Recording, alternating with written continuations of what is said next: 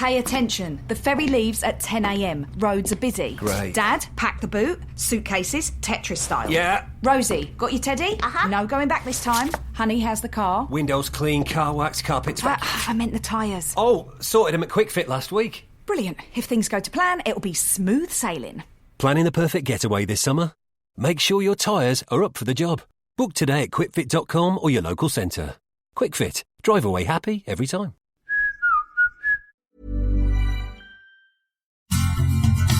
Are you a lifelong fan of General Hospital? Are you a new fan who wants to know more about the history of the show? Do you enjoy talking about the show with others? Do you find yourself yelling at the TV? Is your self-care an hour a day in Port Charles? If so, we invite you to join hosts Amanda Kimmel and Shannon Coach at the place where all the hidden conversations take place and secrets are revealed. Meet us at Pier 54, a General Hospital fan podcast. Hello. Hi. Welcome to the General Hospital recap for December 4th through 8th. Don't think we really had anything on the pipeline. Let me just do a quick checkaroonie. Oh, yeah, we did. Sorry. Holly, funny, Desperate Hospital. I listened to the whole thing, and I remember watching every episode of Desperate Housewives, but apparently I have no memory of it. None of this rang a bell. It's funny because there are 3 90210 podcasts, and I can picture each episode they discuss clear as day. Yeah. So, is there just not a Desperate Housewives? Is Desperate Housewives podcast? Hold on. We might be getting a new one. There's a Desperate Housewives podcast. Is there? There is. Oh my gosh. Wisteria Gay is a Desperate Housewives podcast. A Desperate Housewives rewatch podcast. Yeah. They started. Wait. They gone already? Yes. Oh no. Guys, come back. Oh no. I knew there was one, but I didn't listen to it because everyone knows I don't listen to podcasts. Oh, there's even Best Desperate Housewives podcast 2023. So there's Desperate Housewives fan podcast, Desperate, Tales from Wisteria Lane, The Real, my thing just went away, The Real Desperate Housewife, Desperate Housewives After Show, The Real Desperate Lives, Nosy Fulfillment. That's the one that one of our friends sent us, was Nosy Fulfillment. Oh, they have a host, Amanda. Oh, see? How can you not love it? Okay. That is so funny. I knew there was desperate ones. But like she said, as we were talking about it, there were certain episodes that I was like, oh my gosh, I can 100%. It's like I just watched it yesterday. And then there were other ones that I'm like, nope, no clue what you're talking about. Yep. Well, you just have to rewatch it because it really is so good. And then quick update on remember I said that Disney and Hulu were going to become one app? Yes. It is now Hulu on Disney Plus. Yes, I saw that. So, I forgot that we had talked about that. And yesterday I was at my son's house and we pulled up Disney Plus and he was like, oh, look, Hulu's on there. And I was like, oh my God, yes, that's right. We knew about this. I knew this. But we still get Hulu headlines. Oh, so real quick, the fan spotlight for this upcoming Thursday is, the 411 is going to be a fan spotlight. And we are going to be talking with a TikTok account, All General Hospital. Oh, yay. So that's going to be fun. I liked checking out his profile. Like, he had all kind of good ideas. Every single day, pretty much posting really cool things. So, yeah. Love it. Do you have anything? Nope. Okay. So for Hulu headlines, because it's still Hulu headlines, on Monday, Brooklyn is skeptical. Drew informs Carly and Jocelyn about his plans. Sonny and Nina have a disagreement. Molly presents TJ with an idea, and Ned confides in Lois. On Tuesday, Ava confronts Cyrus. Laura offers Esme reassurance. Curtis has questions for Sonny. Blaze opens up to Kristina. Dante talks to Sam about his discovery, which I feel like there were some boundaries pushed there where he was definitely saying some things that maybe we don't say, right? To, I don't know.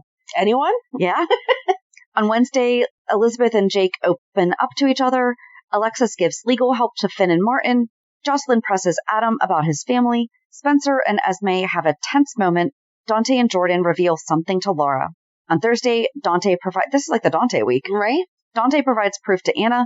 Carly is intrigued by a customer. Scott and Lucy reminisce. Not a good idea. No. Portia informs Curtis about an experimental procedure.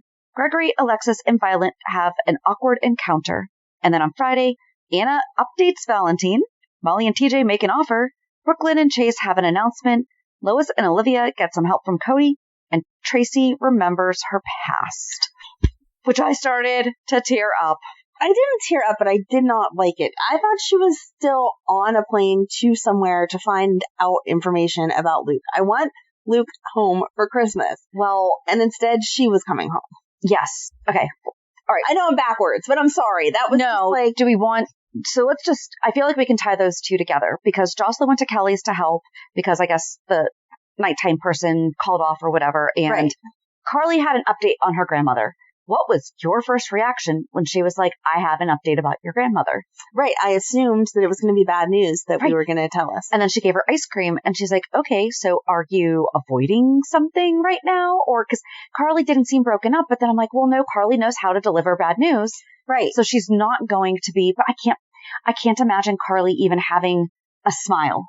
Mm-mm. You know, and not having a red face or... I don't think that she would tell the kids one at a time. I think she would call a family meeting and tell everyone together so that they could support each other. But so she tells her that Bobby is going to be staying in Amsterdam for a little while because she's buried in red tape and Tracy's being no help. And Luke, as expected, was not a fan of paperwork.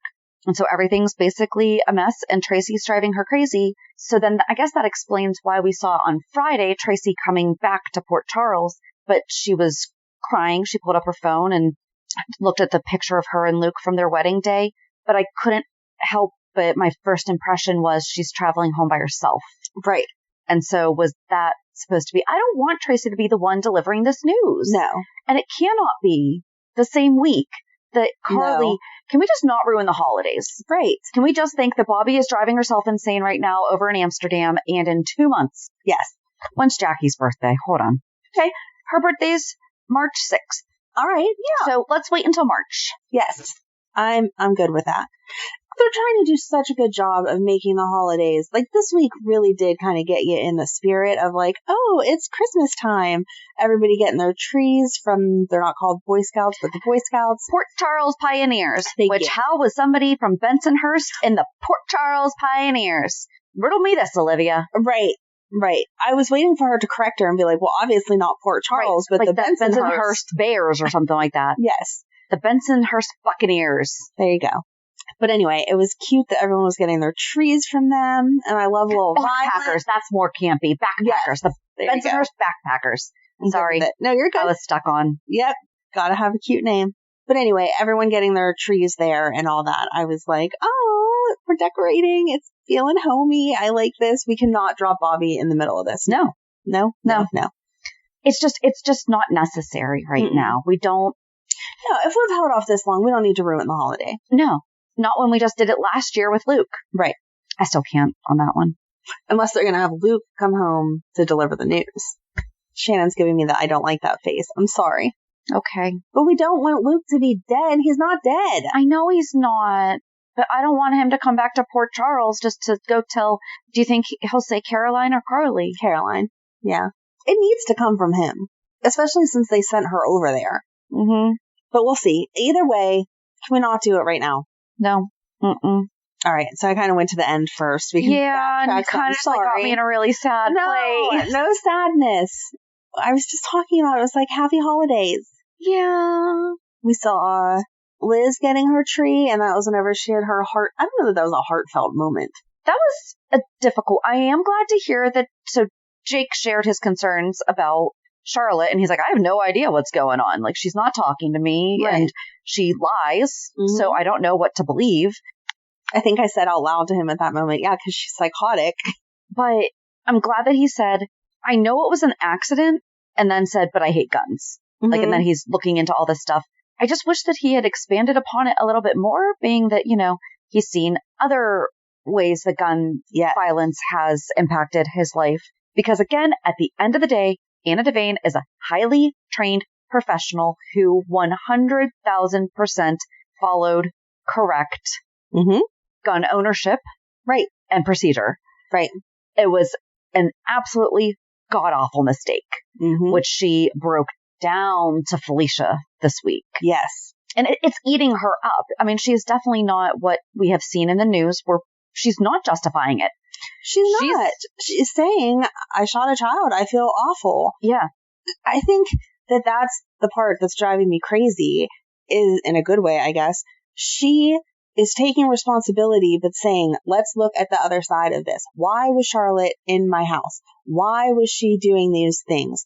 Why wasn't this told to me before? Right. And Valentin is just like, oh, she got that letter from Victor, so it's fine. That was such a good scene, though, on Friday. It was when so she good. went I to don't know tell how him. she didn't punch him and be like, you... Because she's heartbroken about the fact that she got to the point where she was even in the position to shoot a child. Like, she cannot get beyond that she Right. even was in that position, let alone put there based on lack of information from the man that supposedly loves her. Mm-hmm. And she and Dante had just gone and seen the coroner. Right. Who... Everything's sealed. And everything was taken from the WSB. Right. And then prior to that, we saw Dante confessing to Sam that he took a key. Right. Which we don't ever see Dante break never does bad things. But he knew in his gut that if he let the WSB keep that key, they were going to destroy whatever that key took you to. So then he and Anna go talk in the morgue. Right. I was waiting for a joke in there with how quiet it is. And like, you shouldn't want to hear other people talking. Yeah. So maybe that's the only safe place. Missed opportunity.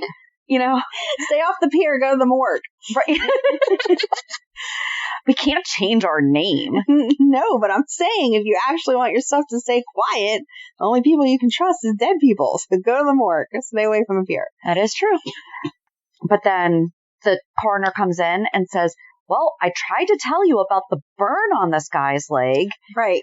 And he's like, and I tried to tell the WSB, but they came in and like took everything. And he was like, they need to get someone needs to get them under control. And it's like, yeah, sure. Who? Right. Right. Exactly. They are the WSB. There's no one above them. Sorry. There's not like a VRA. Nope. Very reasonable agency. There you go. Are those the letters that are double? Are those the letters that those are the ones above WSB, right? TUVWX. Yes. Okay. You're such a dork. I know my ABCs. You are such a dork. Okay. And then, I guess we could just, so then Anna goes and talks to Valentin and is like, I just wanted to let you know they have proof that Charlotte is not the one who burnt down my house. Right. I'm trying to help you to figure out your own feelings and to figure out how off the deep end your child went. I'm reassuring you that it didn't go so far as she burned my house down. That was an actual WSB agent or previous agent, but your daughter still wrote murder on the door and she still broke into my hotel room and destroyed my stuff. Because she was not letting him have. He's just like, yeah, she had a hard time. And Anna even said if Charlotte would have been convicted of these crimes, her defense could not have been, oh, my dead grandpa told me. Right. And he is still like, he did not write to her to go do those things. Right. Yep. She came up with those in her own brain. You need to be getting her help. Yep. And then he's like, well, how do you know? And she said, well, they have DNA that confirms. Mm-hmm. And he said, well, that means they must be in a database. Who is it? And she's like, nope, not telling you. And he's like, why? Really? Because I told you. I don't trust you. Exactly. Well, I hate that this is how they ended them. Yeah. But to be fair, I mean, it's kind of one of the only things that could possibly happen. Right. And it's her ending it, not him with, hey, you shot my kid. I'm done with you. It's, oh, shoot, my lies put you in the position where you did shoot my child. Exactly. I just don't understand how he's not getting it. I can understand not wanting to believe that your child did something so awful. Like, as parents, we like to see the best in our kids. But when you have the proof, the proof to the point that you're trying to hide it, you can't then stand there and be like, oh no, but really it was this letter. It doesn't matter if the letter is what brought it on. Go get your kid help. Right. That's part of good parenting. Your child is going to have some mental health issues from the fact that she got this letter from grandpa, she did these horrible things, and that she was shot. Why are we avoiding it? Who said it that even though it was an accident, I think it was Valentin too, Anna, where he said, Charlotte was afraid of you and you shooting her. And he didn't blame her. I definitely didn't see, but he said, but that really didn't help the case that you're not mad at her. Yeah. That you're not bad. She was trying to, what did he say? I'm not happy with the choices she made, but I am proud of her for standing up for it. And I'm like, right. No. Right. He's like, you as an experienced WSB agent, it is pretty, I don't think he used the word impressive, but if that's what he was getting at, it was pretty impressive that this teenage girl stood up against you and caused fear. And she's like, You say this like you're proud of her. Yeah. And then he was like, well, I mean, not really, but kinda. Yeah, that's what you're saying. I just don't like it. I know Valentin has always been like the doting dad that would do anything for his daughter, but this is pushing it. Mm-hmm. This is not helping her. And he has to see that. He had his own issues growing up. Like, come on. Right. And Felicia that was such a good scene between the two of them. Yes. I love their friendship. Mm-hmm. I didn't even write anything down about them because I was just like, aw. Oh, I just love them. So then I guess we could just stick with Mr. Brennan. Oh, we still don't have a first name. We don't. It's just Mr. Mm-hmm. So Mr. Brennan goes to Kelly's and... He wants a BLT? No. First he had a burger. Oh, right. And he's like, do you have good burgers? And Carly's like, mm-hmm. Well, that was last week that he had Last week was the burger. The burger. This week. And then he came back this week. Yeah, for a BLT. And that is right. Yes, I'm sorry. I forgot that. Because we only saw him on Thursday or Friday last week. It was so that's why. Yeah. Yep. No, I'm with you. And so she's like, yeah, our BLTs are legendary. And I'm like, I still don't understand how BLT can be legendary, but okay. I mean, a serial killer loved them. They become popular. I guess. I don't know what I want to eat. What a serial killer is eating. A friend of mine got me the serial killer cookbook. Oh, gosh. And it's all of their last meals. Wow. Before. It's our mutual friend got that for me for Christmas one year. Nice. Yep. Oh, my gosh.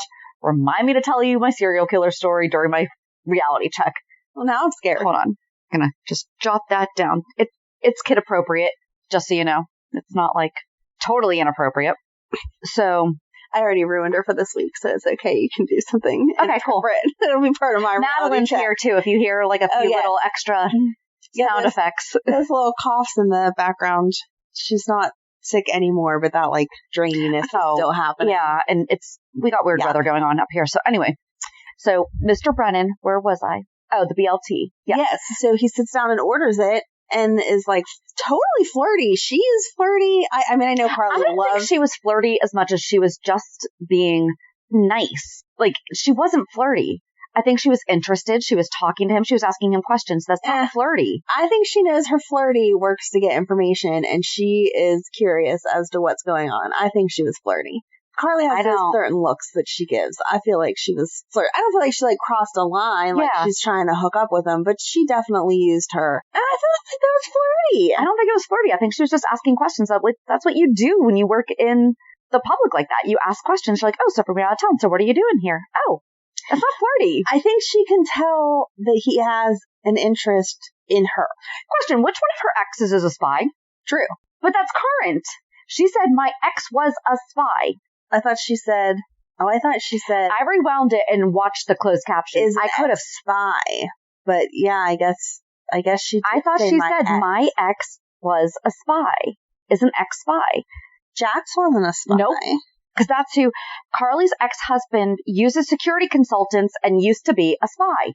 She said my ex-husband uses security consultants and used to be a spy. Who? Yeah. Carly Spencer. Spy, ex-husband. Not AJ. Mm-mm. Was Lorenzo a spy? No, because she wouldn't refer to him as... Mm-mm. No, he wasn't a spy. He was just... But neither was Jasper and neither was Sonny.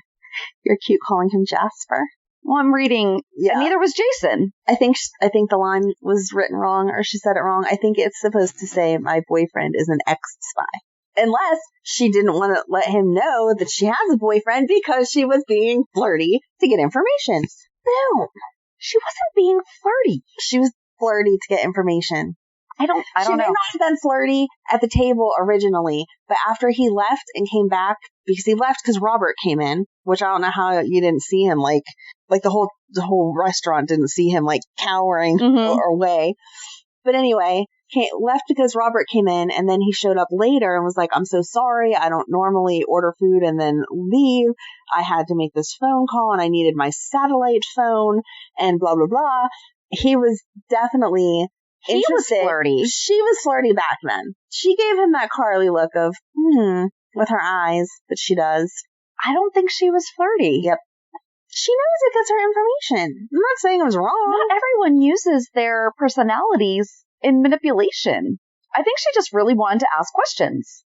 I think she was flirting. I think she wanted info, but I don't think she was flirting. Being nice. Okay. But anyway, before all that, so we're kind of going, this is the backwards episode. It is, I'm sorry. So earlier in the week, we had seen him with, who's that dude from Pikeman? The guy that we've seen from Pikeman. We've seen him. Was in his hotel room with Mr. Brennan. Mm-hmm. And they talked about how Sonny didn't take the money. And they talked about, so it's Anna and Sonny were both the target. Yep. That's how I was reading that. Absolutely. Brennan is the director of the WSB and the head of Pikeman. Do you want to bet that Michael's deal with RCE is the leverage that they are using to get to Sonny? Yeah. It's an Australian-based company. Right. He is definitely, and if he knows Robert, I'm not saying that all Australians know each other, but from the WSB and also from that, right. How much do you want to bet that is the other leverage that they are using to get to Sonny? He honestly doesn't even know. This isn't part of his get back at Sonny that's what happens when you go after things with the wrong motive and the wrong mindset. How about he went after as a ploy to one-up Ned, and now he's going to get himself dug in a hole. How about Lois telling Ned that he ran his numbers wrong? I loved that. Loved that. You're off by $125,000 or something like that. I'm hoping that Ned can find a way to stop it, especially if it is part of the whole bringing down Sonny, like you're saying, and everything. But I just love that Lois is like, well, maybe it would help if your numbers were right, because that's not correct. And now he does have more of a reason to be upset by it. So it's not even that Michael just did this entire thing by himself and Ned's jealous. Right. It's Ned had something darn next to signed, and Michael went in and changed everything about it. And Lois says, well, what were they going to do? Wait for you when you weren't even saying that? Fair. Absolutely. However, they should have been having it at the board meeting saying, well, here's what Ned has in place. And I feel these changes need to be. Right. And have it be a fight, have it be whatever. Because, yes, the deal would have died if Michael had not taken over or whatever, but Ned had done the work. But he's still just a shareholder. Yeah. Right. And members of the board would have said, when Ned was in his right mind, he knew what he was doing. So I have faith in the deal that he wrote up. Right. It's not like he made those concessions as Eddie Main coming in going, well, I guess I got to figure this out. This sounds good. Yes. So certain board members would be like, no, I don't want you changing what Ned originally wrote. Right. He knew what he was doing. Keep it as is. And then maybe we wouldn't have been in this situation that way either. But I really, really, really hope that Ned can stop it and that Lois has something to do with it no, their paperwork doesn't line up. Look, right. This math doesn't work out. And then she brings up Edward and about how he would be so happy to see you guys fighting and blah, blah, blah, blah, blah. And how it is sad. It absolutely is sad. I really thought that she was going to have Ned's back a little bit more on the way that it was done, not just that Michael stepped in. I mean, I don't think she has all the information yet to see the big picture. So yeah, she's thinking he's just mad because they didn't go with his deal. Right. And he would need to get over that. Right. And if it hadn't been, and the thing is, Ned's deal could have been absolutely perfect. I still think Michael would have changed it just so that it's just his deal that got accepted, not. Exactly. And if you're doing something for credit, that's just wrong motive too. Right. Especially in a family business. We're all supposed to be working for each other here. I don't know.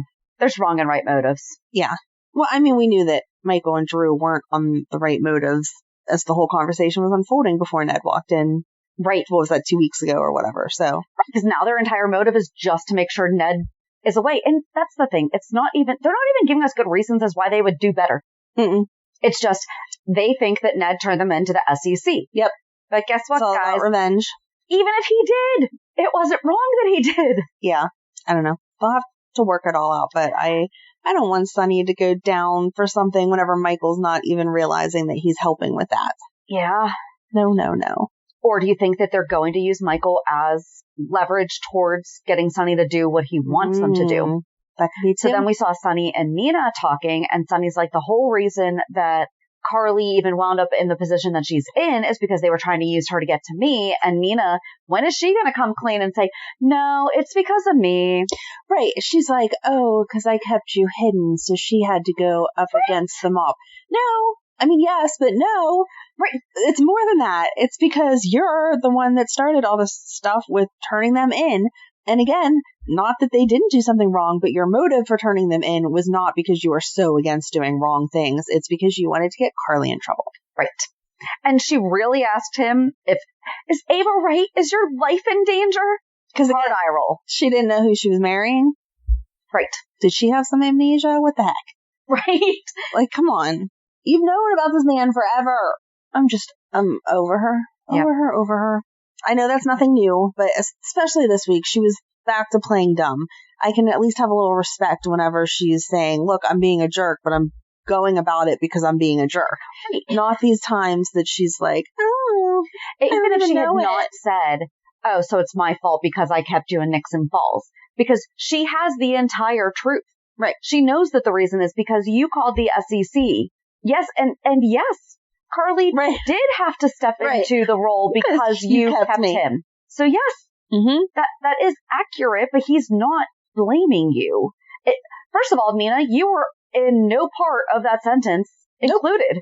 It was Carly had to do this because I had amnesia and was in Nixon Falls. At no point did he say, because you didn't tell her that I was alive.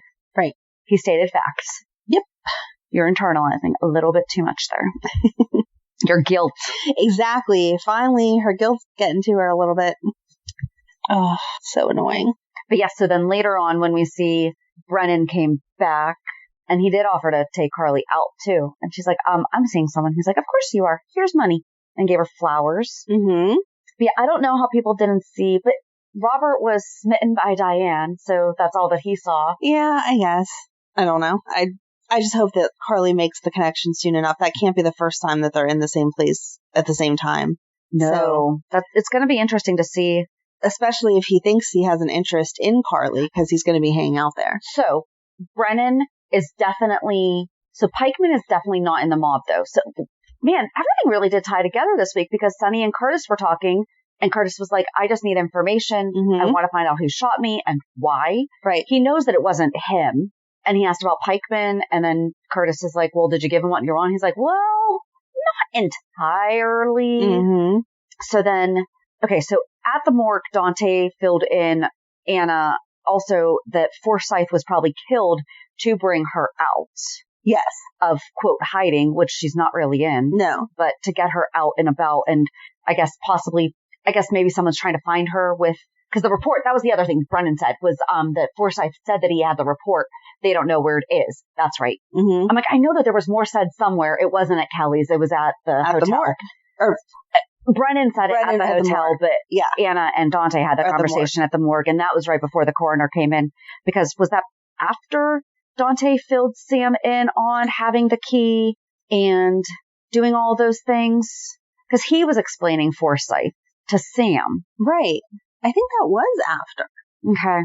But after he had already talked to Anna. After Dante and Anna had been at the morgue. I honestly cannot remember. I can't either. But I don't think so, because he flashed the key for all of us to still be like, oh, he had Dante. The key. Right. So it would have had to have been the morgue before Sam, right? Well, the original morgue with Chase is when he took the key. When they were identifying the body. Yes. Is when they took it. He went back just to talk to Anna. Right. And at the end of that conversation is whenever he flashed the key. But did he then talk to Sam about it? Whatever the order was. He winds up filling Sam in on everything. And I mean, I guess that was nice to see her being supportive and kind of posing questions to him. But at the same time, it's like, I don't think you should be talking about this with her. Right. You are a cop. You're not supposed to be stealing keys. And when you do, you don't really want to tell everyone, even your girlfriend, that you did that. Because she is just your girlfriend, not your wife. So you got no kind of protection there. Correct. Yes. She's also your sister's sister. Stop. Sister. Stop. We're not going there today. So gross. Are we moving on to her sisters? Hold on, no. Okay. Let's finish up Dante. Hold on. Then Dante is called to speak to Laura. And she's like, so a doctor was murdered. Why don't you have more info? Mm-hmm. Turns out Austin was Airbnb in his place. Yeah. Short-term rental or weekend rental. And he was shot. And that's all that they had. Getting. Yep. So, but they did he brought up Cyrus having motive. Because Jordan was like, well, that makes sense. I've seen him break plenty of laws. No kidding. Yeah. Thanks for that, Jordan. Where would we be without you? But then all that was after Laura went to... Oh, no, okay, so first... No, let's just work backwards. Laura went to see Cyrus. That was heartbreaking. Okay, if I hadn't if he didn't have the elevator scene with Austin, I think that would have convinced you possibly a little bit to my side of that he is genuinely trying. No.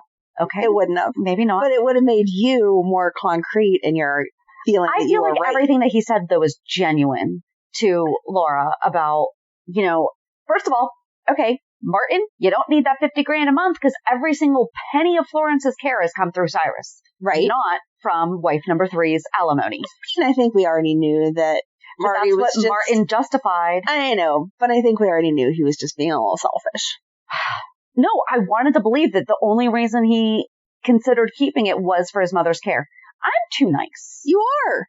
Okay. Sometimes I wonder how we're friends and you're still so naive. Like, I don't think someone's flirty. I think people have true motives. Like, not true motives, but like honest intentions.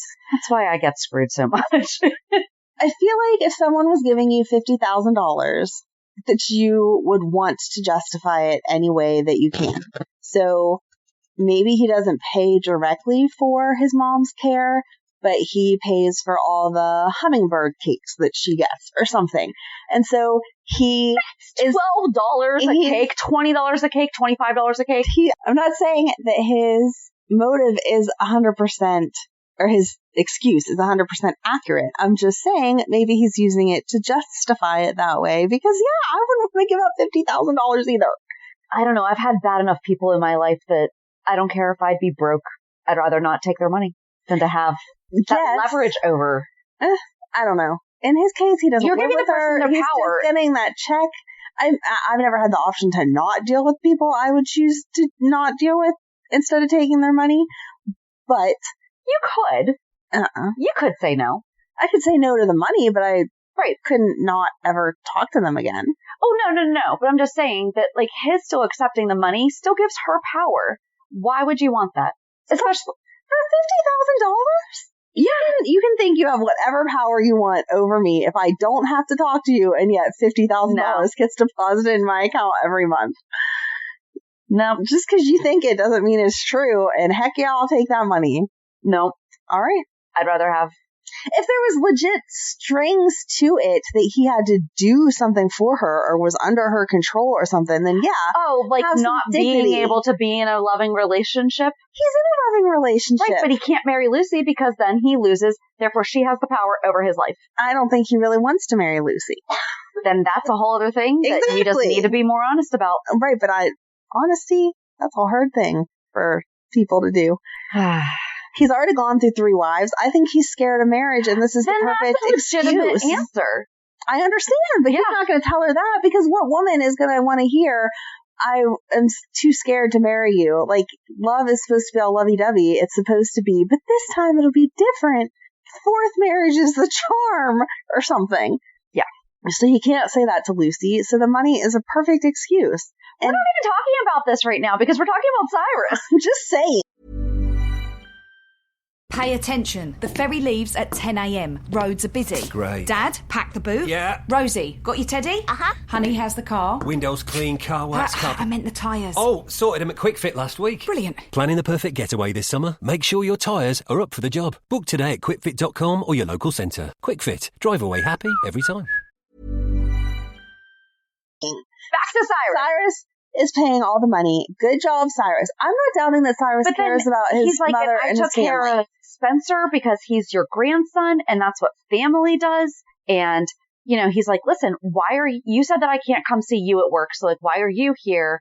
And she's like, well, because I have a private office and yours is a public. He's like, we're closed. Like, you really shouldn't be here checking up on me. And he's like, and next week I'm going to see my mom. Even if she didn't miss me, I missed her. And I don't know. I think that he really is still struggling. I don't think that he is as reformed as I was hoping he was. Thank you. But I do think that he truly, truly is still trying. He's like, I've been here every single night that I've had this job. So what are you trying to pin on me now? And that actually goes backwards to bring us to Ava, because Ava came to ask him why he killed Austin. Right. And he's like, I've been here every night. Why did you have Austin killed? Because you have less of an alibi than I do. Right. Ooh. That was kind of good. So mad. I know. I'm so mad, though, because he's right. She's like, yeah, I left the gallery through the back door that does not have a camera. Do you think he legit did not know that Austin was dead? I really couldn't tell. No, I think he knew that Austin was dead. I just don't think that he physically did it. I think he ordered it. Yeah.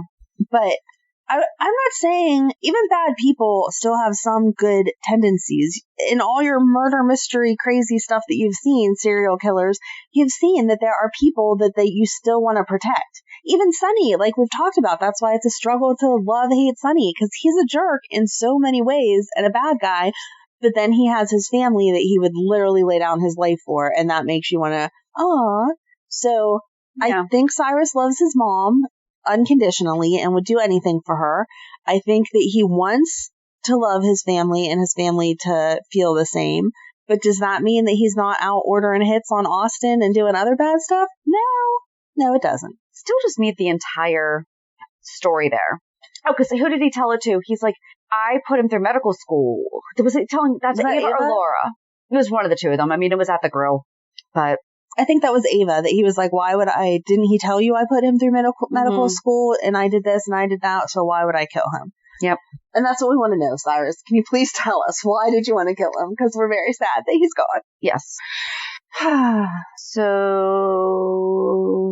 all right, I guess from there we can just do that. Esme moved out. Laura, that was nice, supported her. And it's like, if it doesn't work out, then you come back here, but I'm so proud of you. And if I thought this was a bad mistake, I would not have co-signed. Right. And Spencer apologized. Mm-hmm. And I think that Esme finally got that it wasn't the control thing that she was assuming it was. It was, no, he like really loves his brother. Right. Oh. It was very... He's never going to see him again. I know. I don't understand why we don't have every Wednesday play dates or something. Like, come on. But then he texted Trina, and Trina came over and hugged him, and that was it. Yeah. Because she had been out picking a tree with Marshall and Curtis. Mm-hmm. And apparently Curtis is like super Christmas snob. Yeah. Yeah. Perfect tree. Their tree did look beautiful. It did. Marshall did a very good job. I actually liked their tree more than the Quartermaine tree. It was more homey. The Quartermaine tree is more decorative. Yeah. You know, it's more like what you'd see in a department store, not in an average living room. Right. So, and then this was before they went to Kelly's. Robert and Diane were there, and Alexis kind of peeked her head around because she heard them when she was there with Gregory and Violet picking out a tree. And Robert and Diane are getting all cutesy. They were. And she's like, oh, you're finally getting a tree. And Diane's like, oh. Right. It's like, I'm going to yell at you later, friend. You just busted me out in front of my boyfriend. Yeah. Of course I'm getting a tree.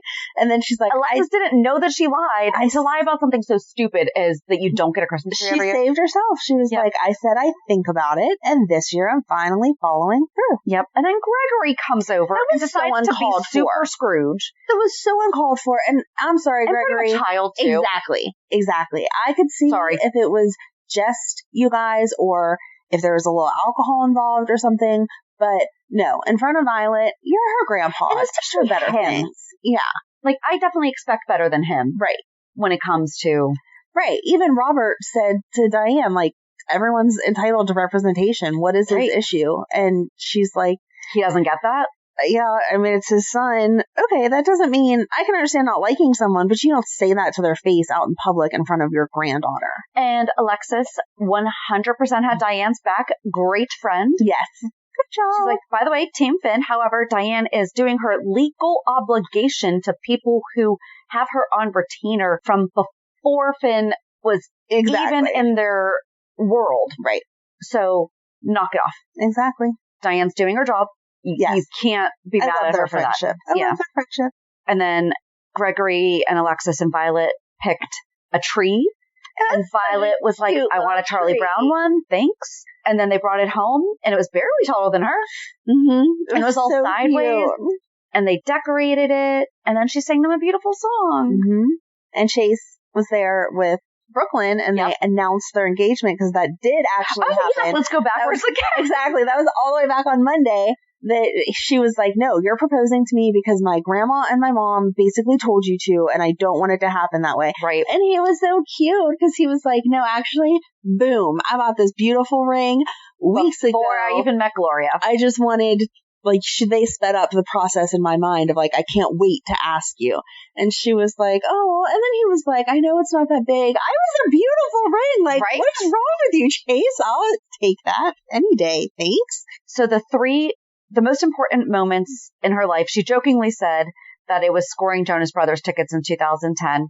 But then it was the last time she saw Edward, when she wrote her first song, and when she gained a brother in Leo. Yes. And Chase is like, well, I want this to be up there. Didn't say to replace. Right. He said, I want this to be one that you Yes. have on that list. Yes.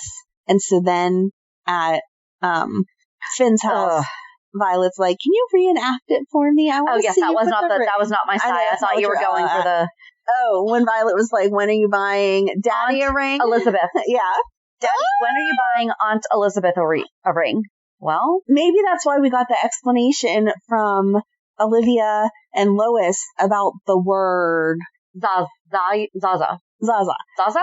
Zaza, I think. Zoya?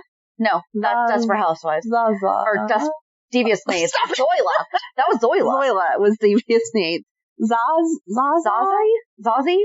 Something. Anyway, and it was like how people can be your aunt even though they're not biologically related to you, and they like went on to this whole long thing.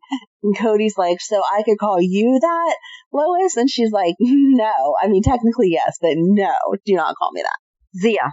Zia? Okay. Zaya. I thought, yeah. Z-I-A. It's the word for aunt in Italian is Zaya. Zaya. Okay. So maybe that's why we got the explanation of aunt, even though Elizabeth is actually Violet's aunt. It was to make it a little less creepy. Zia. There you go. Look, we learned some Italian today. And then, so at the Quartermaine house, Lois is like, why is this house not decorated yet? And she gave the background of Reginald. Yes. We gave a better background of Reginald, but I love the fact that she continues to bring in the history from the 90s. She's like, no, December 1st, Lila would have had this entire place decorated from top to bottom. And apparently there were only a few pieces that didn't come out until Christmas Eve. And so I didn't watch Friday's episode until this morning. And not for TMI, but my husband and I were in bed and I was watching it. And he's just like listening. He watches. Don't let him. Yeah. We all know that he watches enough. And so Lois is talking about the train set. And he goes, are they saying that the Quartermaines are the Vanderbilt? Because, okay, this is why like my husband is because I married a nerd. Yeah, I got no idea what she's talking about here, folks. So they had railways. And I told him, I said, well, there's been talk of they try to steal little pieces from some of the more prominent families that, built up I'll just say economy or whatever. Yes. So there was a History Channel series called The Men Who Built America. And that was like Carnegie, Vanderbilt, Frick, Mellon, all those. Lots of them are from Pittsburgh. They are. Just saying. But I just thought that was so funny because I was like, I wasn't even listening to that. Yeah. And I pick up on that stuff. Right. And he's like, no, that's Vanderbilt. I'm like, aw, look at you being a nerd with me. Oh my God. You guys are so cute. And then nerding it out together. And so then they had Cody come and help decorate. And okay, guys, I tried to read the books.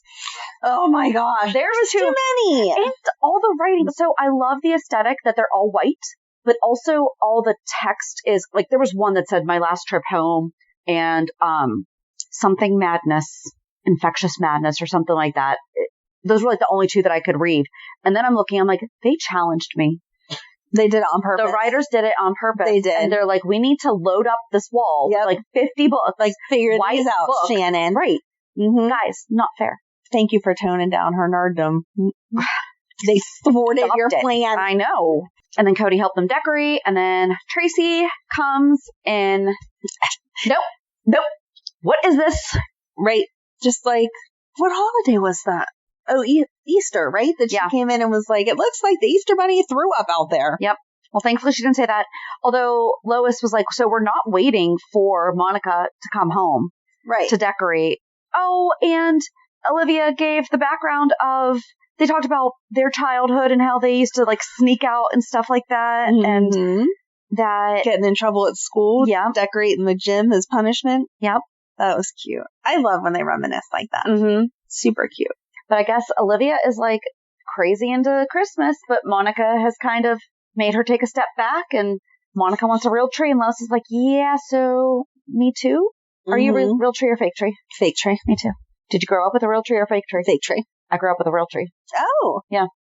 I kind of thought you just stuck with what you knew. Nope. So, oh, and then Marshall's mom, Irene, or Marshall saw Curtis's mom, Irene, and he broke down. We have really not seen him. We saw it for a little bit, but nothing really ever came from his misdiagnosis. Right. And how he is learning to adapt and any possible recourse that has come from it. Fair enough. At the time with the information that they had, that was the diagnosis. And things change. Right. It makes you actually thankful for our system that at least you can ask to get a second opinion and there's information out there. But I wish that he was doing more to educate or to work with them on, okay, how did this happen? And who else is out there? Right. You know, are you guys reaching out to people that were also diagnosed around the same time as me with... Right. There should be like a PSA of you need to get reevaluated every 10 years, 20 years, something, because things change and I'm not talking about the class action lawsuit that were you treated by Dr. blah, blah, blah, blah, blah. Right. No, just your own health. You want to know. And Alexis and Martin prepped Finn. I feel like that's kind of self-explanatory. He reacted the way that we all expect, and Alexis pretended to be a Diane. Right. And her and Martin are both like, oh my gosh, quit being you. Yes, exactly. No, there was a lot of, that wasn't a mushy thing, but there was a lot of mushy stuff this week, but it all is pretty much whatever. We finally saw Blaze and Kristina have the conversation about their past relationships, and then they had a little smoochy smooch, so we're excited to see where that goes. Well, Blaze brought champagne to Kristina's, and Kristina said, okay, Blaze cannot be your real name. What is it? And it is Allison Rogers Ramirez, and she has family down in Texas. Do you know who else has family down in Texas with the family name Ramirez? Who's that? Felicia. Yep. But then Blaze talks about her uncle. I did not like this part. She talks about her uncle that for whatever reason, no one in the family talks to him. She doesn't know if it's because if he is or is not gay. And if it is that what would happen to that is huge. It's not, well, my uncle came out when he was 20 and now no one talks to him. I don't even know if that's why. Honey, I am one of the most paranoid people you'll ever meet. But that is a stretch. Right. There's something else there. There's a million other reasons for people to not talk to family. Yeah. In the past 20 years, someone would have reached out to him and been like, let me understand where you're coming from, instead of just cutting someone off for their entire life. But then Kristina told her about Kiefer, and this is like the first time we've heard about Trey in forever. Yes, because he was part of the mob princess crap. That we do not talk about. That's right. That we will do a 411 about someday. And then she shared about Parker. Yeah. And at the time, I don't think I realized how big of an age difference there was. Yeah. And now I have a problem with it. Yeah.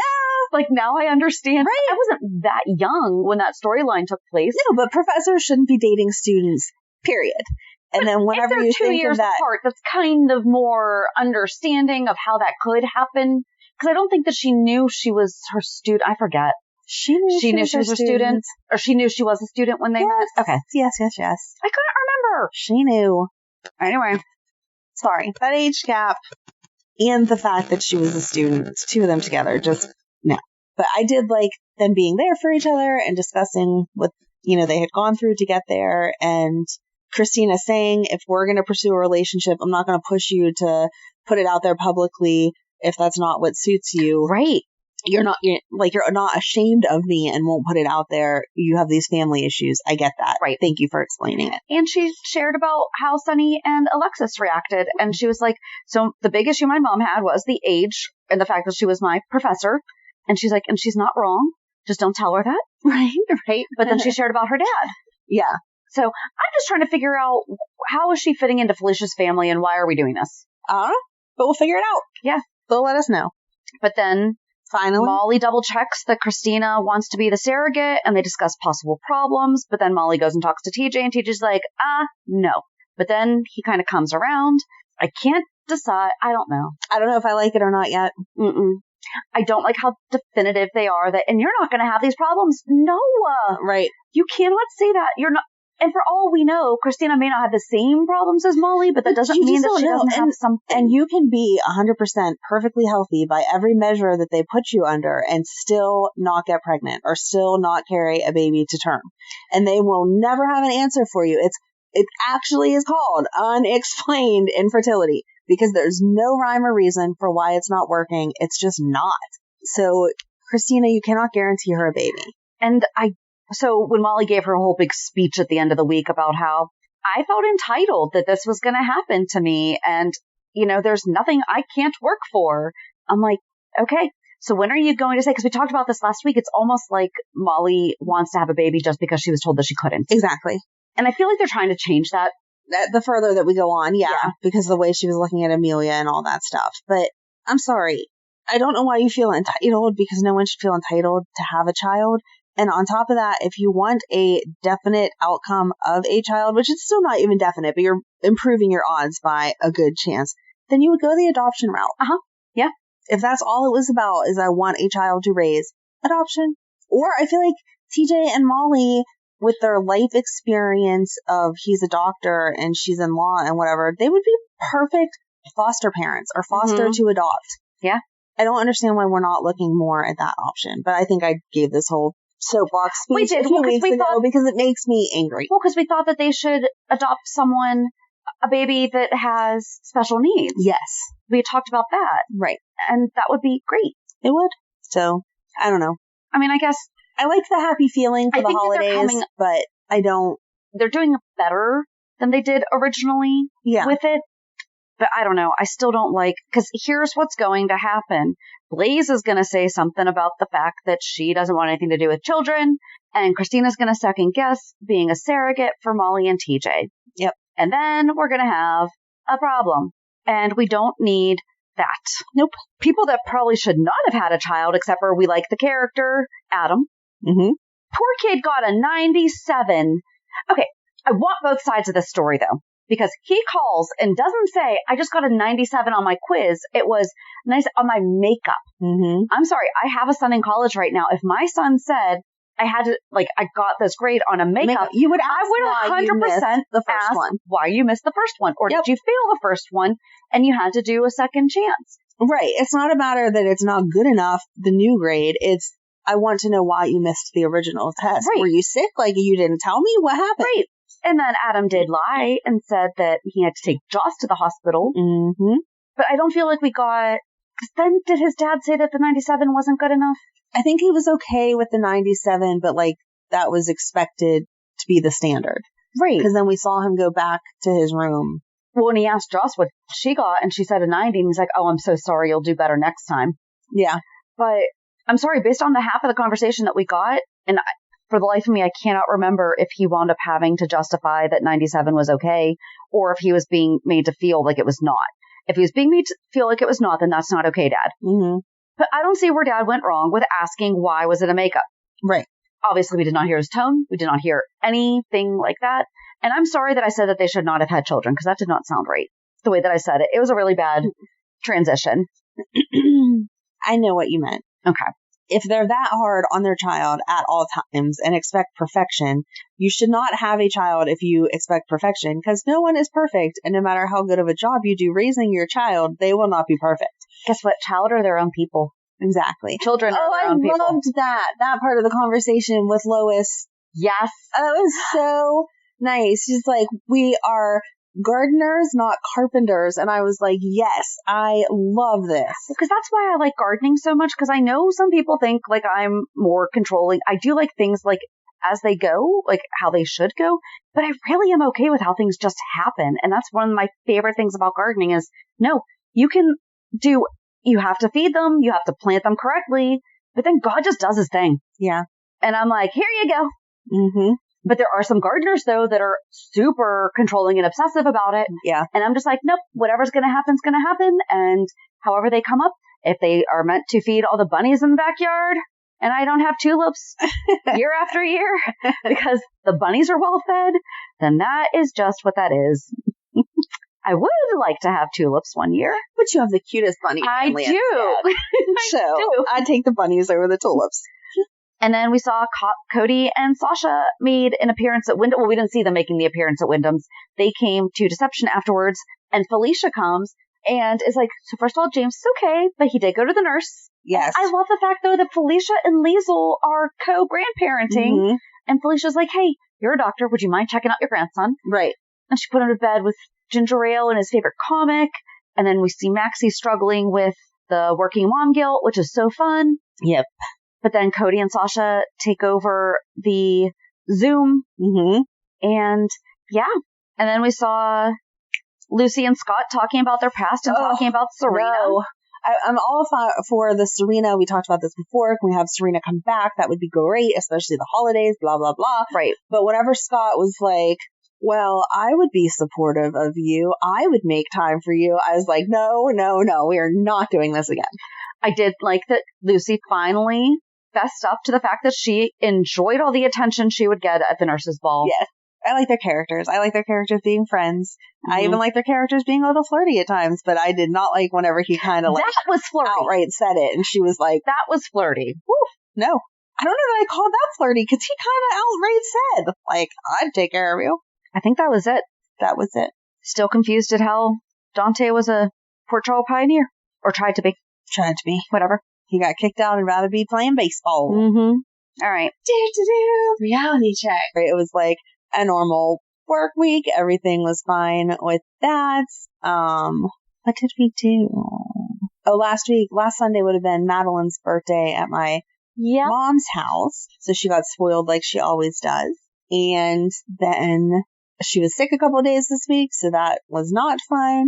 And then last night we made a Target run with Matt and his girlfriend, and then we went back to their house to watch a movie. And Madeline is 11 now, so she knows a lot of things. So I will let her watch PG-13 movies, depending on what it says the rating is for. Yeah.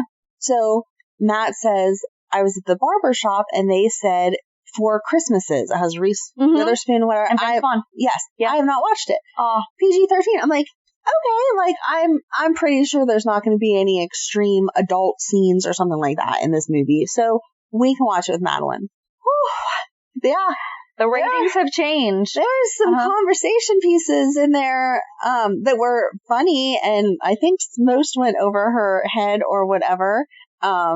She was upset by the comment when Vince Vaughn's character tells the nephews that there is no Santa because we're struggling with that right now. And I said to her that sometimes Christmas movies play that up because that is like a theme as kids get older and whatever. But Madeline actually this week got a Christmas letter. You want to tell your story?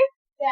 So, I sent a letter to Santa for my Christmas list, and I got a letter back from him. That is so cool. I don't think I ever got a letter back. It probably took forever for them to get there, though, back in our day. That's true. That's true. It was like 2 weeks ago that you mailed it? No, I mailed it like 3 weeks ago. 3 weeks ago. Okay, so yeah. Her being homesick this week, she went and got the mail one day, and she's like, look, I got a letter. And I'm like, what are you talking about? And she's like, I got a letter from Santa Claus. And sure enough, it was a letter from Santa Claus saying that her mommy and daddy must be proud of her because she's a good girl, and that the elves are working hard to make the stuff on her list. That is so cool. So technology's great now. It is. They didn't have enough time to write back to us. They're like, all right, we just got all the stuff. It wasn't technology. She actually mailed a physical letter. No, I know. The fact that it's processing quicker. Yes. So I was like, we had to send ours over the summer if we wanted any help. Yep. So I was, because she took it all upon herself to write the letter. Very nice. And I didn't even know what she'd put in it, so I was like, oh, okay. And then Santa Claus wrote her back, and I was impressed. I said, awesome. I think I'm going to write him and pretend to be Madeline, tell him all the stuff I want, and then maybe I'll get it instead. Think that'll work? Oh, man. So that's not fair. Anyway, so yeah, if you have a child under the age of 13, would not recommend 4 Christmases as a movie, because it's going to bring up the conversation that Madeline luckily had just got a letter from, so it avoided all of that. And but there's kids movies that do that. The Year Without a Santa. Right, exactly. I think it was just like the tone that he said it, that she was like, what? That's not true. I just got a letter. And I was like, yeah, you did. It's putting this in the movie because it adds to the whole climax. We just watched the Christmas Chronicles, and the older brother is like, no, there's no Santa. And then they catch Santa on video and have to help him. What about Santa Claus the movie? Yes. Such a good movie. Yes. So. Or of a Santa Claus. Yes. Same. She's going to start talking about he miser here in a second. That's The Year Without a Santa Claus. You ever wonder what was Mother Nature doing, though, that she has Heat Miser and Snow Miser? Because they're stepbrothers. I mean, even Mother Nature can make mistakes in choosing her partner sometime, okay? But we never hear about their dads. Like, what happened there? I don't know. And what's that story? There's a guy. Okay, no, there is a guy on TikTok. Hey, this is like a little segue into Where is he? This guy cracks me up. He will ruin your childhood. No, he won't ruin it. He'll make you think about it. You would appreciate it the most because he does Berenstain Bears book reviews. No. Rob Anderson. All right. This guy. All right. He rewatches. So he's also done like a lot of Seventh Heaven rewatches. Oh, and he actually had Beverly Mitchell kind of do like a guest star, but he does like movie reviews. Like he did Casper. He seriously has done like almost all the Berenstain Bears books. Oh no. He does a ton of Seventh Heaven. He did The Mighty Ducks. So the one that he has Beverly Mitchell on is Lucy Gets Therapy. Okay. But I mean, he points out these ridiculous things, and he's where I got oh yeah, what were the Heat Miser and Snow Miser's dads doing? Like, where did they come from? So, alrighty. So, Anyway, that's just my movie recommendation, and maybe if you hurry up and write your letter to Santa Claus, you can get one back. Who knows? So, what was your murder story? From Santa Claus to murder. Only on Pier 54. Did you ever watch Fat Man? That is definitely not a movie to watch with Madeline. No. It's funny. No. Okay, wait. It is not funny, but it is. Okay. It's adult humor. Not even that. Okay, I guess you might have to have a special type of relationship with the people in the room that you're watching it with, too. Okay. Because we kind of all sat there and went, my gosh, this is so messed up. What is happening right now? So, first we went and got my son. He is home for the next month from school. Short, sweet, to the point. Loved it. Had a great picking up him, all that stuff. So on Wednesday, I went to the Chamber's annual meeting, and they always have some kind of entertainment. And this year it was a comedian. And he's just like, comedians pick up people in the room to talk to about things. So I was sitting next to one of my friends, and he's like, has anyone ever hit a deer? And she raises her hand, and he's like, how fast were you going? She's like, 10 miles an hour. I'm like, are you kidding me? Which is pretty much her whole thing. Right. Minutes later, topic later, we're sitting in the very back row too. So like we have our tables, but it's 3 or 4 tables back. Okay. So typically it's the people in the front are the ones who get talked to, not the people in the back. So then a couple topics later, he winds up talking to this girl like 2 tables over. Well, I had seen her walk in, but I hadn't had a chance to talk to her yet. And her husband owned funeral homes, and I'm friends with them. Like I've been friends with them for over 20 years. And so he connected like the deer and so I'm like, and he's like, did you just wave to her? Like, why did you just wave to her? He's like, okay, I guess you know her, whatever, blah, blah. Topic later. Then he's like, there's a lot of true crime on Netflix, and like people love watching these true crime things. And I must have done something that like caught him at the right time. I don't know.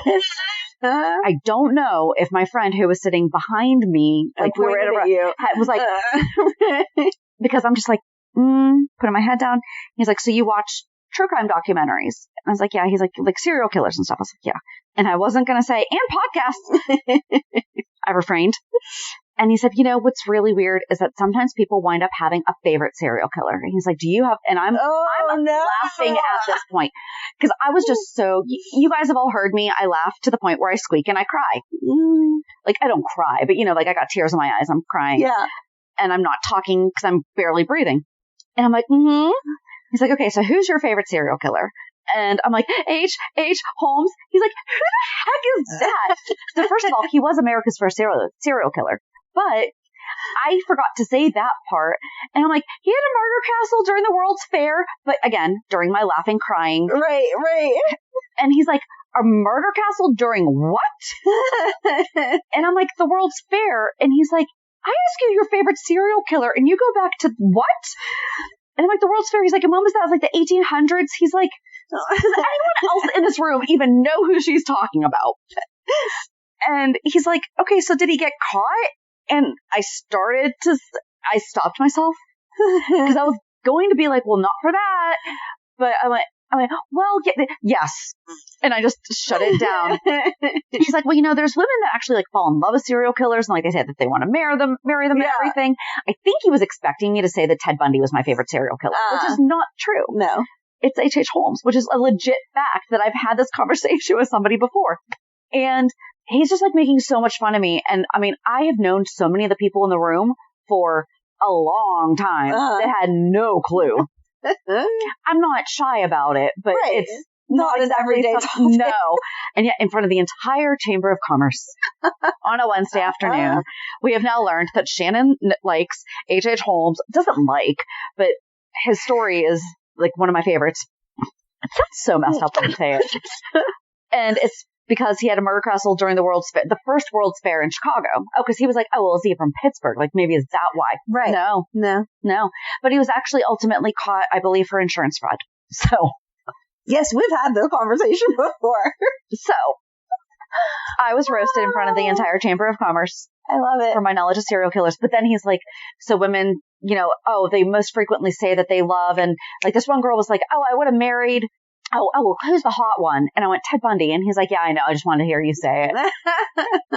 So, that was fun. Oh, that is great. It was funny, but great. Yeah. So, join us on Thursday as we talk with Lenny from the All General Hospital TikTok page. I'm so excited. Account page, whatever it is. Whatever. So have a good week. And we'll meet you at the pier. Bye. Bye. If you enjoyed today's show, we invite you to go to pier54podcast.com to subscribe on your favorite platform. Don't forget to leave us a review. And you can also follow us on many social media channels. Just search for Pier 54 Podcast. Also, we are not perfect, so if there is something that we missed or messed up, just let us know by emailing us at pier54podcast@gmail.com.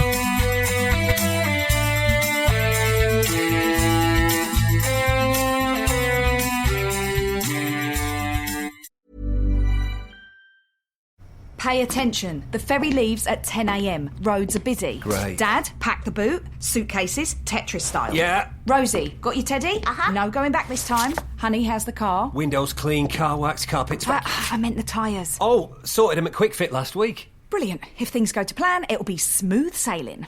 Planning the perfect getaway this summer? Make sure your tyres are up for the job. Book today at quickfit.com or your local centre. Quick Fit. Drive away happy every time.